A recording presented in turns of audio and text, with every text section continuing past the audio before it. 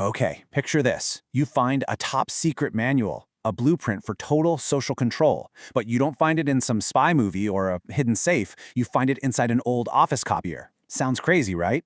Well, today we're diving into a document that claims to be exactly that. It's this chilling plan that's been fueling conspiracy theories for decades, and it's called Silent Weapons for Quiet Wars. So right away, this manual doesn't mess around. It doesn't ease you into the idea. The very first line is this incredibly bold claim. It's basically telling you, hey, suspend your disbelief right now. It's such a powerful hook, right? It's designed to make you question everything from the get-go. And the origin story is, well, it's just as strange as the document itself. I mean, get this. It wasn't leaked by some high-level whistleblower. It wasn't uncovered in a dusty government archive. Nope. The story goes that a Boeing employee found it just stuffed inside an old IBM copier he bought for scrap parts. Just a totally random, accidental discovery of what's supposed to be a world-changing plan. Wild. So what exactly was in this thing? What did this employee supposedly stumble upon? Let's crack it open and really unpack what this mysterious document is all about. All right, here it is. This is the absolute bombshell at the heart of the whole manual. It claims that, way back in 1954, a secret Third World War was declared. But it wasn't a war against another country. It was a war against the public. And it wasn't fought with bombs and bullets. It was a quiet war, using a totally new kind of weapon. A quiet war. I mean, what does that even mean? What is a quiet war?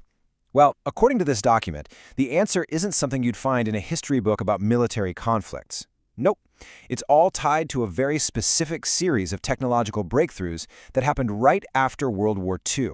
So the manual argues that this whole thing wasn't born from just one single event. It was more like a perfect storm of breakthroughs. You've got the first electronic computers for super-fast data processing, new programming methods, the invention of the transistor, all these incredible tools.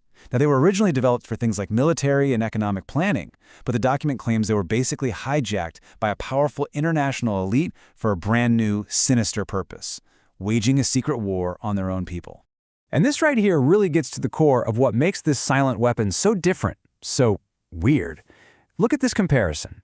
An ordinary weapon shoots bullets. A silent weapon? It shoots situations. Instead of being propelled by a chemical explosion, it's propelled by data processing. Think about that. It's designed to control you, to subdue you, without leaving a single obvious physical trace of an attack. And here's the kicker.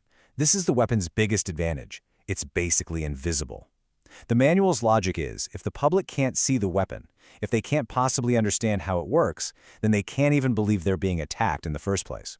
And if you don't know you're under attack, how can you possibly defend yourself? It makes any kind of organized resistance totally impossible. Okay, so if we're not talking about guns and bombs, what is this silent weapon? What are we actually talking about here? The document's answer is pretty radical. It claims the weapon is the science of economics itself. And this is the central idea, the key that supposedly unlocks this entire system of control. The authors claim they made a huge discovery, that a national economy works in the exact same way as an electrical circuit. It follows the same mathematical laws. And if that's true, well, it means that all the science and math used to build and control electronics could, in theory, be used to control an entire society.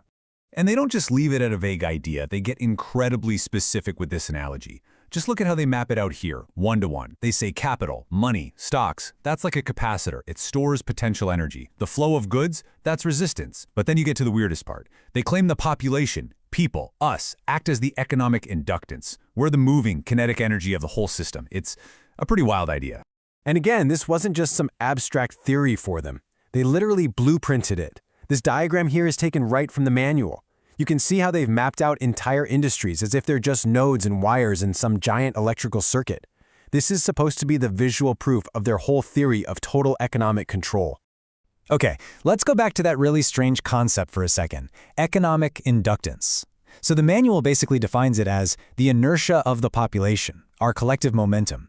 And it claims that if the flow of money in the system slows down too much, this population field has to collapse in some way to get the energy, the money, moving again. So what's the most extreme example of a population field collapsing? According to this document, the answer is simple: war. So if you have this new science of controlling people through economics, what's the actual battle plan? Well, the manual lays out some very specific, very covert strategies. The main tactic they propose is something called economic shock testing. And get this, the idea wasn't even from the world of economics. They supposedly adapted it from aircraft engineering. It's based on the same methods engineers use to test the stress limits on an airplane's wings. They're applying that to society. So, here's how it's supposed to work. First, you pick something essential, a staple commodity, like gasoline or sugar. Step 2, you cause a sudden, sharp change in its price or availability. Then, you just sit back and monitor the shock waves, how the public reacts, what they buy, how their behavior changes. And finally, you feed all that data into computers to map out everyone's psychological and economic weaknesses, their breaking points. Also, you can manipulate them more precisely next time.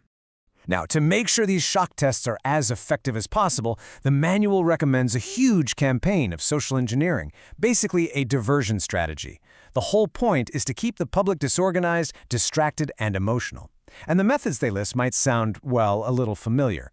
Keep people's attention away from real issues, dumb down education, make entertainment mindless, and of course, keep everyone busy, busy, busy, with absolutely no time left to actually think.